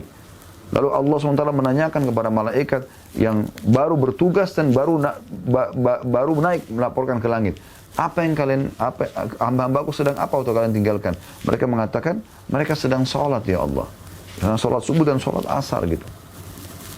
Murnikan tauhid Anda kepada Allah SWT. Jangan sampai terjerumus dalam hal seperti ini. Berbahaya sekali teman-teman sekalian. Para peramal-peramal ini ya, disebutkan dalam pertanyaan, bolehkah kita mempercayai pernyataan mereka? Meramal-ramal? Jawabannya tidak. Kita tidak boleh mempercayai mereka. Karena Allah SWT berfirman dalam surah An-Nahl ayat 5, surah An-Naml ayat 65. Dibuka ya. Surah An-Naml ayat 65. Saya berharap setiap ayat kita sebutkan, teman-teman yang tidak pegang bukunya, Anda bisa membaca dan membuka di aplikasi Al-Quran di HP Anda. Supaya Anda lihat, oh iya ternyata Allah berfirman. Ini bukan Khalid Basalam yang membahasakan. Saya cuma menyampaikan apa yang Allah Azza wa Jalla sampaikan dan Nabi SAW sampaikan. Dan juga disusun oleh Syekh Muhammad Jamil Zainu, salah satu ulama muslimin yang tinggal di kota Mekah rahimahullah. Ya. Dalam surah An-Naml ayat 65 berbunyi, A'udzubillahi minasyaitonirrajim, "Qul la ya'lamu man fis samawati wal ardil ghaiba illallah." Al-ayah. Katakan hai Muhammad, sampaikan kepada seluruh manusia, bukan cuma umat Islam. Ya. Tidak ada ya di langit dan di bumi yang mengetahui hal yang gaib kecuali Allah. Gak ada manusia yang tahu gaib. Dan itu yang dijadikan barang dagangannya para jin dan syaitan ini. Gaib, bisikin yang gaib, bisikin yang gaib. Ya. Seakan-akan dia tahu yang tidak ditahu oleh manusia umumnya. Juga sabda Nabi SAW, "Man ata'arrafan au kahinan fasaddaqa bima yaqul faqad kafara bima unzila ala Muhammad." Barang siapa yang mengunjungi seorang araf, ya. Di sini orang yang mengaku-ngaku tahu yang gaib atau peramal, dukun. Ya. Araf ini bisa juga peramal atau dukun, tukang sihir, dan percaya pada apa yang dikatakannya, maka dia telah kafir kepada apa yang diturunkan kepada Muhammad SAW, maksudnya Al-Quran. Hadis ini sahih diriwayatkan oleh Imam Ahmad. Nabi SAW bilang itu. Kalau pergi dukun berarti kafir kepada apa yang saya bawa. Artinya apa? Jangan pergi ke sana. Ikuti ajaran Nabi SAW. Dan ingat, Nabi tidak pernah satu kali pun ke dukun. Para sahabat tidak pernah. Bahkan Nabi melarang sebagaimana Anda sudah dengarkan. Lalu kenapa Anda pergi dukun? Sekarang namanya yang lain orang pintar. Ini orang-orang bodoh ini. Mereka pintar kepada selain Allah gitu. Semoga Allah berikan hidayah. Ya. Pertanyaan ke-15. Apakah ada makhluk yang mempunyai pengetahuan tentang yang gaib? Jawabannya tidak. Tidak ada seorang pun yang memiliki pengetahuan tentang yang gaib kecuali apa yang telah Allah wahyukan kepada Rasulullah SAW atau nabi-nabinya. Itu pun nabi-nabi sangat terbatas yang Allah wahyukan saja. Manusia biasa mustahil, sekali lagi mustahil tahu yang gaib. Allah berfirman dalam surah Jin ayat 26 sampai 27 yang berbunyi, A'udzubillahi minasyaitonirrajim, Alimul ghaibi fala yudhiru ala ghaibihi ahada illa man irtada min rasul. Al-ayah. Dialah dianya besar kata ganti Allah yang mengetahui yang gaib. Ya. Maka dia Allah tidak memperlihatkan kepada seorang pun tentang hal gaib itu kecuali kepada rasul yang diridhoinya. Yang memang Allah pilih mereka. Hanya rasul. Selain Rasulullah SAW, selain Nabi-Nabi, mustahil. Juga sabda Nabi SAW, La ya'lamul ghaiba illallah. Ini sabda Nabi SAW. Tidak ada yang mengetahui perkara yang gaib kecuali Allah. Hadis ini Hasan diriwayatkan oleh Tabarani. Ya. Jadi nggak boleh kita percaya hal-hal gaib ini. Banyak ayat Al-Quran. Kata Nabi SAW, Allah SWT, Nabi Muhammad SAW juga menyebutkan dan menuliskan dalam Al-Quran.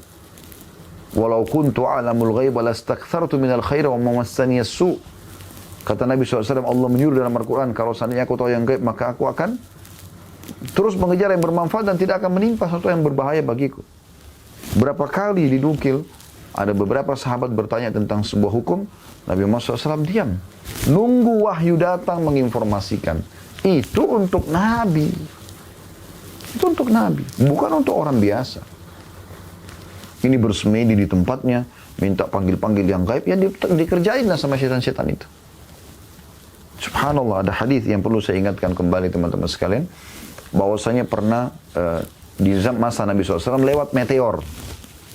Lalu Nabi SAW tanya para sahabat, apa yang kalian katakan di masa jahiliyah? Nabi bilang ini masa sebelum Islam nih. Jadi janganlah sekarang muslim kembali ke masa jahiliyah itu. Kata Nabi, apa yang kalian bilang? Pada saat dulu di masa jahiliyah, kalau lihat begini, mereka mengatakan, kami yakin ini ada orang, satu tokoh masyarakat, satu tokoh manusia yang baru lahir atau meninggal dunia. Kata Nabi SAW, bukan begitu. Sungguhnya kalau Allah menentukan satu keputusan, maka malaikat pemikul arsy bertasbih. Lalu kemudian seluruh malaikat di langit 7 lapis pun bertasbih. Lalu malaikat-malaikat ini bertanya pada pemikul arsy, pengurus singgasananya Allah. Ada 8 malaikat. Apa keputusan Tuhan kita? Lalu kemudian mereka menyampaikan apa yang Allah putuskan. Ya. Jadi malaikat di langit pun tidak faham itu, tidak tahu apa yang gaib. Mereka tidak tahu. Kemudian setelah itu para jin, setan-setan ini bersusun. Nabi SAW kasih gambaran telapak tangan beliau.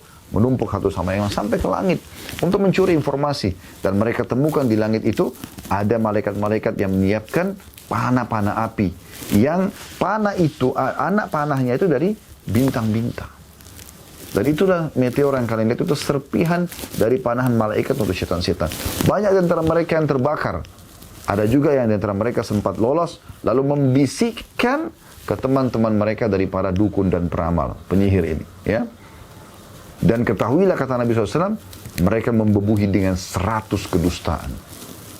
Apapun yang tepat, hujan di sana misalnya, ada si fulan mati, itu kena informasi dari langit. Bukan karena mereka tahu yang gaib. Ini penipuan masyarakat, penipuan manusia yang mereka lakukan. Berhenti pergi ke mereka. Lalu Ustaz, kalau saya sakit, saya punya masalah, bersedekah, kasih anak yatim, bangun masjid. Kata Nabi SAW, da'u mardakum bis sadaqah. Obati orang yang sakit antara kalian dengan bersedekah. Memohon doa, berikhtiar secara manusiawi. Dokter-dokter sekarang sudah canggih. Anda ke dokter, bukan ke dukun-dukun ini. Ini perlu digarisbawahi karena betul-betul merajalela gitu. Pertanyaan ke-16, apakah diperbolehkan memakai jimat seperti benang, gelang, atau kalung dengan keyakinan bahwa benda tersebut memiliki khasiat untuk menolak bala? Jawabannya tidak. Hal itu tidak diperbolehkan. Karena Allah SWT berfirman dalam surah Al-An'am ayat 17, A'udzu billahi minasyaitonir rajim, wa yamsaskallahu bidurrin fala kashifa lahu illa hu. Al-ayah. Al-An'am ayat 17. Saya minta sekali lagi teman-teman buka aplikasi Al-Qur'annya ya. Dan jika Allah menimpakan suatu kemudaratan kepadamu, maka tidak ada yang dapat menghilangkannya melainkan Dia sendiri. Hanya Allah, mohon kepada Allah saja. Dan juga sabda Nabi SAW, ama innaha la taziduka illa wahnan imbidha anka fa innaka law mitta wa hiya alayka ma aflahta abada. Jadi ini perkataan Nabi SAW kepada seorang sahabat yang sempat pakai gelang kuningan gitu. Waktu Nabi tanya untuk apa? Dia mengatakan untuk tolak bala ya Rasulullah. Ya, penyakit dan segala macam. Kata Nabi SAW, jimat itu tidak akan menambahkan kepadamu kecuali kelemahan. Ya. Buang semua itu. Jangan pakai apapun di badanmu. Susuk lah, apalah. Berhenti semua itu. Nggak perlu. Allah sudah ciptakan Anda sempurna. Nggak perlu semua itu. Jangan ditipu dengan para dukun-dukun ini. Jimat itu tidak akan menambah kepadamu kecuali kelemahan. Jauhkan ia darimu. Sahabat ini disuruh buang gelang itu. Karena jika engkau mati sementara engkau masih memakainya, maka engkau tidak akan pernah beruntung selamanya. Artinya engkau akan dihukum sama Allah dengan itu. Juga ada hadis Nabi SAW, man 'allaka tamimatan faqad asyrak. Siapa yang menempelkan atau memasang jimat, maka dia telah syirik kepada Allah. Apakah itu bentuk kertas-kertas, kerang-kerang, kalung, gelang, apalah segala macam ini. Gak ada, bersihkan rumah Anda, bersihkan diri Anda dari semua itu. Mulai detik ini teman-teman taubat kepada Allah, buang semua itu. Anda kembali kepada Allah, hidup Anda akan sangat tenang. Banyak pengakuan teman-teman yang sudah hijrah, hanya mereka mengatakan luar biasa tenangnya ya. Setelah kita ikutin, ternyata agama itu mudah dan kita tidak butuh semua seperti ini. Puluhan juta, ratusan juta, bahkan miliaran uang habis kepada dukun-dukun yang menipu manusia ini. La haula wa la quwata illa billah. Pertanyaan ke-17. Bolehkah kita memakai manik-manik, kerang dan sejenisnya sebagai pelindung dari al-ain, penyakit mata panas ya? Di sebagian wilayah di muka bumi ini mereka lakukan itu ya. Karena ada orang kalau hatinya biasa suka iri, matanya bisa jadi panas. Kata Nabi SAW, inna lil aini lahaq, mata panas itu benar ada. Bahkan kata beliau, mayoritas umatku meninggal justru karena ain. Dan hati-hati dari ain dalam sabda Nabi SAW yang lain. Karena dia bisa membuat manusia masuk ke kuburan dan unta masuk ke kuali. Ya memang ada itu. Cara pengobatannya ada. Setiap kali ada pujian kita bilang Masya Allah, Tabarakallah. Kalau terlanjur kena, ini sebelum kena ya. Kalau terlanjur kena, Anda ruqyah syariah. Ya. Baca ayat-ayat yang sudah diajarkan Nabi SAW dan juga ya yang doa-doa yang diajarkan dinukil dari Nabi SAW dari ayat-ayat Al-Quran dan juga dari doa-doa yang dan beliau ajarkan. Dan kami sudah bagikan khusus bagi jemaah Uhud yang berangkat dengan kami ini ada buku ruqyah syariah kecil ya. Itu Anda coba baca. Ada bagian setengahnya kalau nggak salah pengobatan sihir dan bagiannya juga pengobatan dari ain. Nah, ada sebagian orang supaya tidak kena ain ini mereka gantung kerang-kerang ya. Jawabannya tidak boleh kita melakukan itu. Karena Allah SWT berfirman, masih ayat yang sama tadi Al-An'am ayat 17. Sama dengan di pertanyaan yang ke-16 tadi ya. Dalilnya sama, wa in yamsaskallahu bidurrin fala kashifa lahu illa hu. Al-ayah. Dan jika Allah menimpakan satu kemudaratan kepadamu, maka tidak ada yang dapat menghilangkannya melainkan Dia sendiri, Allah saja. Dan Nabi SAW bersabda, "Man 'allaka tamimatan faqad asyrak." Barang siapa yang memakai jimat, maka sungguh dia telah syirik. Hadis ini sahih riwayat Imam Ahmad. Dan apa yang dukun-dukun berikan? Jimat. Nabi bilang, jimat yang gantung di badannya, yang bawa ke rumahnya, taruh di mobilnya, taruh di tasnya, syirik kepada Allah. Dan ingat, syirik ini adalah dosa paling besar di sisi Allah. Pertanyaan ke-18, apa hukumnya beramal dengan aturan dan undang-undang yang bertentangan dengan Islam? Jawabannya, bertindak berdasarkan undang-undang yang bertentangan dengan Islam adalah kekufuran jika pelakunya meyakini bahwa ia diizinkan untuk melakukannya atau ia meyakini keharusannya. Ya. Allah SWT berfirman dalam surah Al-Ma'idah 44, potongan ayat, "Man lam yahkum bima anzalallah fa ulaika humul kafirun." Barang siapa tidak berhukum dengan apa yang telah diturunkan Allah, maka mereka adalah orang-orang yang kafir. Dan Nabi SAW bersabda, "Wa ma lam tahkum a'immatuhum bi kitabillahi wa yatakhayyaru mimma anzalallah illa ja'alallahu ba'sahum bainahum." Ketika para pemimpin mereka tidak menjalankan pemerintahan berdasarkan kitabullah Al-Quran dan tidak pula memilih dari apa yang telah Allah turunkan, maka Allah akan menjadikan persengketaan di antara mereka. Hadis ini riwayat Ibnu Majah dan dihasankan oleh Syekh Albani. Tentu ini pertanyaan nomor 18 ya diselipkan oleh Pak Syekh Muhammad Jamil Zainu di antara bahasan syirik ya. Namun di sini teman-teman sekalian perlu kita garis bawahi ya. Yang dimaksud sini adalah ada orang yang memungkiri hukum Allah. Maka ini bisa sampai pada tingkat kekufuran. Tidak ada sholat itu. Tidak perlu ini dan itu. Ya. Semua hukum Allah ditolak. Maka itu jelas kekufuran. Tapi bagi orang yang belum melaksanakannya, tapi dia tahu itu adalah kebenaran, dia tidak pungkiri, maka ini masuk dalam bab lain. Bukan masalah ini. Gitu ya. Kemudian pertanyaan ke-19. Apa yang harus kita lakukan jika syaitan menggoda kita untuk menjawab pertanyaan siapakah yang menciptakan Allah? Jadi ada saat-saat teman-teman sekalian di mana syaitan akan membisikkan kita. Siapa yang menciptakan kamu? Siapa yang menciptakan langit? Siapa yang menciptakan lautan? Terus begitu sampai terakhir ada pertanyaan siapa yang menciptakan Allah. Jawabannya, jika syaitan membisikkan pertanyaan ini kepada salah seorang di antara kamu, maka mintalah perlindungan kepada Allah. Sebagaimana Allah berfirman dalam surah Fussilat ayat 36. A'udzu billahi minasyaitonir rajim wa imma yanzagannaka minasyaitonir nazghun fasta'id billah innahu was-samiul alim. Dan jika syaitan mengganggumu dengan suatu gangguan, maka mohonlah perlindungan kepada Allah. Sesungguhnya Dialah yang Maha mendengar lagi Maha mengetahui. Dan Rasulullah SAW mengajarkan kepada kita untuk melawan tipuan syaitan dengan mengatakan, "Amantu billahi wa rusulihi. Allahu ahad, Allahu samad, lam yalid wa lam yulad wa lam yakul lahu kufuwan ahad." Aku beriman kepada Allah dan Rasul-Rasulnya. Allah adalah Maha Esa. Allah adalah tempat bergantung. Dia tidak beranak dan tidak diperanakkan, dan tidak ada seorang pun yang setara dengannya. Lalu ia meludah ke arah kirinya 3 kali sambil memohon perlindungan kepada Allah dari syaitan. Jika hal ini dilakukan, maka godaan syaitan akan lenyap dan menyebabkan iblis terusir darinya. Hadis ini diriwayatkan ya, oleh Bukhari, Muslim, Ahmad dan juga Abu Daud. Ya. Jadi ini tentang masalah kalau ada pertanyaan syaitan yang datang. Kenapa ada sahabat datang mengatakan, "Ya Rasulullah," sampai pada muncul pertanyaan seperti ini, siapa yang menciptakan Allah? Maka kata Nabi SAW, kalau datang kepada bisikan itu, katakan, "Amantu billah." Aku beriman kepada Allah. Wa rusulihi. Dan semua rasul-rasul utusannya. Allahu ahad. Allahu itu Esa. Allahu samad. Allah yang bergantung semua segala sesuatu kepadanya. Lam yalid wa lam yulad, tidak beranak dan tidak diperanakkan. Wa lam yakul lahu kufuwan ahad, dan tidak butuh pada siapapun atau tidak setara dengan siapapun. Gitu kan. Nah ini kita ucapkan lalu kita meniup ke sebelah kiri 3 kali. Ya, bukan meludah besar ya, tapi meniup. Sebagaimana juga kita sudah jelaskan pada pertemuan kemarin. Pertanyaan ke-20, apa saja bahaya syirik besar? Jawabannya, syirik besar menyebabkan seseorang mendapatkan hukuman yang kekal di api neraka. Ya, kalau dia meninggal tidak sempat bertaubat ya. Sebagaimana Allah Subhanahu wa taala berfirman dalam surah Al-Maidah ayat 72, potongan ayat berbunyi, "A'udzu billahi minasyaitonir rajim. Innahu may yusyrik billahi faqad haramallahu 'alal jannata wa ma'wahu an-nar wa ma lidh-dhalimin min ansar." Sesungguhnya orang yang mempersekutukan sesuatu dengan Allah, maka pasti Allah akan mengharamkan baginya surga dan tempatnya ialah neraka. Tidak ada bagi orang-orang zalim itu seorang penolong pun. Juga sabda Nabi SAW, "Man laki Allah yusyriku bihi syai'an dakhalan nar."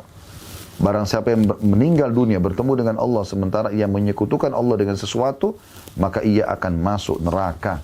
Hadis riwayat Imam Muslim. Pertanyaan terakhir, pertanyaan ke-21 teman-teman sekalian adalah, apakah amalan perbuatan orang yang melakukan syirik bermanfaat baginya? Maka misalnya dia sholat tapi dia juga syirik. Nah, dia juga jadi dukun misalnya tadi. Dia juga menyembelih kepada selain Allah SWT. Apakah amal-amal solehnya semua bermanfaat? Maka jawabannya tidak. Amal perbuatannya tidak bermanfaat baginya sebagaimana Allah SWT berfirman dalam surah Al-An'am ayat 88. Buka ini teman-teman sekalian. Al-An'am ayat 88. Potongan ayatnya, A'udzu billahi minasyaitonir rajim, walau asyraku lahabita anhum ma kanu ya'malun. Seandainya mereka mempersekutukan Allah, niscaya lenyaplah dari mereka amalan yang telah mereka kerjakan. Juga dari sabda Nabi SAW, kalau Allah tabaraka wa ta'ala, ana agna syurakai an syirk, man amila amalan asyraka fihi ma'i ghairi, taraktuhu wa syirku. Allah yang maha berkah dan maha tinggi telah berfirman, aku paling tidak membutuhkan sekutu-sekutu. Barang siapa yang melakukan suatu perbuatan di mana ia menyekutukanku pada perbuatan itu, maka aku akan meninggalkan dia dengan sekutunya. Hadis ini diriwayatkan oleh Imam Muslim. Ya. Dan dari sini teman-teman sekalian, alhamdulillah syirik besar ini sudah selesai kita bahas. Ya, saya melihat ini syirik kecil. Setelahnya juga ada bahasan cuma pendek ya. Maka saya akan sekalian bacakan syirik kecil. Ya, dan insya Allah besok atau kesempatan lain kita akan masuk ke judul baru tentang masalah tawasul dan minta syafaat atau pembelaan. Ya. Baik, saya akan masuk teman-teman sekalian. Mungkin cuma satu lembar ya, timbal balik atau setengah-setengah lembar kiri kanan sebagaimana Anda pegang bukunya bisa lihat. Syirik kecil, syirik yang kedua ya. Ada pertanyaannya yang pertama, apakah syirik kecil itu? Jawabannya syirik kecil adalah riya. Dan riya artinya melakukan perbuatan baik untuk dilihat oleh orang lain, bukan karena Allah. Allah Ta'ala berfirman ya, dalam surah Al-Kahfi ayat 10, A'udzu billahi minasyaitonir rajim, potongan ayat, "Faman kana yarju liqa'a rabbi falyamal amalan shalihan wa la yusyrik bi ibadati rabbi ahada." Barang siapa yang mengharapkan perjumpaan dengan Rabbnya, nanti di akhirat ketemu Allah dan masuk surga, maka hendaklah ia mengerjakan amal soleh dan janganlah ia mempersekutukan seorang pun dalam beribadat kepada Tuhannya. Jangan dia partnerkan Allah dengan makhluknya. Tapi di sini maksudnya dia sholat, tapi dia memperindah untuk makhluk. Dia sedekah untuk dipuji oleh makhluk. Itu yang dimaksud dengan syirik kecil. Dan Nabi SAW bersabda, Inna akhwafa ma akhafu alaikumus syirkul asghar. Sesungguhnya hal yang paling aku khawatirkan dari kalian adalah syirik kecil. Maksudnya riya. Hadis ini sahih diriwayatkan oleh Imam Ahmad. Termasuk bentuk syirik kecil adalah perbuatan seseorang atau perkataan seorang mengatakan kalau bukan karena Allah dan si fulan. Ya. Misalnya dia selamat nih, tidak jadi ditabrak. Karena ada orang yang sempat tarik dia mengatakan kalau bukan karena Allah dan si fulan, maka saya sudah mati misalnya. Ya. Atau perkataan seseorang mengatakan kalau bukan kehendak Allah dan kehendakmu. Kalau bukan kehendak Allah dan kehendakmu, ini tidak boleh. Seperti dia partnerkan Allah gitu. Tapi kalau orang mengatakan, Alhamdulillah, Allah telah mudahkan si fulan ya, membantu saya. Jadi Allah yang memudahkan dia. Maka itu tidak ada masalah. Nabi SAW mengatakan, La taqulu ma Allah wa sya'a fulan, walakin qulu ma Allah thumma sya'a fulan. Jangan kalian katakan sebagaimana kehendak Allah dan sebagaimana kehendak si fulan. Tapi katakanlah sebagaimana kehendak Allah, ya, kemudian kehendak si fulan. Jadi dengan menggunakan bahasa kemudian tidak ada masalah. Tapi kalau seakan-akan kalau bukan kehendak Allah dan kita tahu maksudnya mempartnerkan maksud tersebut, ini yang tidak boleh masuk dalam syirik kecil di sini. Pertanyaan kedua, bolehkah bersumpah dengan selain Allah? Jawabannya tidak diperbolehkan bersumpah dengan selain Allah. Karena Allah SWT berfirman di potongan ayat dalam surat Taghabun ayat 7, Qul bala wa rabbi la tub'atsun. Katakan tidak demikian demi Rabbku, kamu benar-benar akan dibangkitkan. Ya. Juga sabda Nabi SAW, Man halafa bi ghairillahi faqad asyrak. Siapa yang bersumpah kepada selain Allah, maka dia telah melakukan kesyirikan. Ya. Jadi kita boleh sumpah hanya menggunakan nama Allah SWT. Ya. Dan beliau juga SAW bersabda, Man kana halifan falyahlif billahi aw liyasmut. Kata Nabi SAW, barang siapa yang bersumpah, hendaklah bersumpah demi Allah atau diam saja. Hadis ini diriwayatkan oleh Imam Bukhari dan juga Muslim. Ya. Ini hadis yang luar biasa ya, yang melarang kita untuk tidak boleh bersumpah atas nama selain Allah Subhanahu wa taala. Nah, ini banyak di beberapa negara-negara Timur Tengah ya, seperti di Mesir biasa mereka mengatakan wan nabi, demi nabi gitu. Harusnya kan mereka mengatakan wallahi ya, dengan atas nama Allah gitu ya. Allahu alam. Ini bahasan kita insyaallah. Kita akan lanjutkan pertemuan akan datang di halaman 40, tawassul dan minta syafaat ya.